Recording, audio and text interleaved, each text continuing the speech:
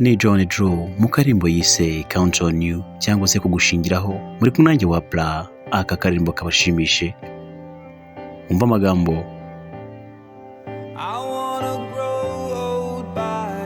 ati nshaka kuzagera mu zabukuru ndi iruhande rwawe, iminsi yanjye yose n'amajoro yanjye yose nifuza ko tuzisanga mu ntebe z'izabukuru njye nawe, reka njye nawe dutangirana ahazaza. Ati nzakwereka byose namenye, nzakwereka byose kandi nshaka kubona. Ibyumviro byanjye biragaragara neza nk'igicu cy'ubururu, unafunga umutima wanjye wasanga ntakubeshya. Ati ubuzima bwanjye bwose nari ntegereje kwiyumva nk'uko niyumva ubu ngubu, kandi nta nubwo nategereza kukugira. Ati bebe, uyu ni umunsi wa mbere kandi witeka. Ati twabikoze byaciyemo, nta muntu wakekaga ko twagera kuri uru rwego. Ati ubu ndabizi byibuza nashingira kuri wowe. Ati bebe wanjye wanambira inshuti magara. Ni John Drew, mwari kumwe nanjye wa Bla. Kabashimishe, wibuke subscribe ndetse na like.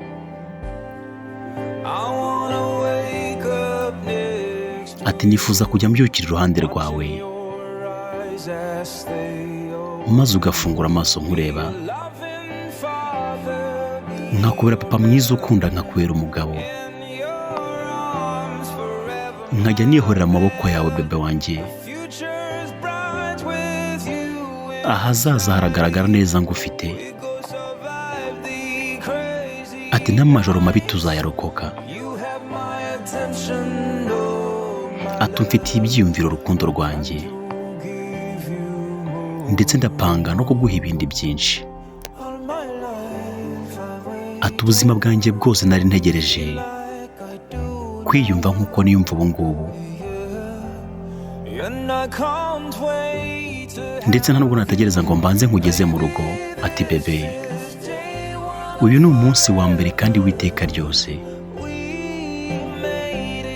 Dore byaciyemo twabikoze, nta muntu wakekaga ko twabigeza kuri uru rwego. Ati ubyibuza ndabizi nagushingiraho ko ngufite. Ati bebe wanjye wanambira inshuti magara. Ati rwose nzakubera intungane. Ati nkundira nkubera inshuti magara, nta wundi muntu nshaka kubana nawe uretse wowe gusa. Ati nkundira nkubera inshuti magara. Ati bebe, uyu ni umunsi wa mbere kandi w'ibihe byose. Ati twabicishijemo, ndetse nta n'umuntu wakekaga ko twagira kuri uru rwego. Ati ubu noneho ndabizi neza basi nashingira kuri wowe. Ati bebe wanjye wanambera inshuti magara. Mwari kumwe nanjye wa Bla. Nizere ko abashimishije. Mwibuke like ndetse na subscribe, comment, tubane muzikurikira. Ciao ciao.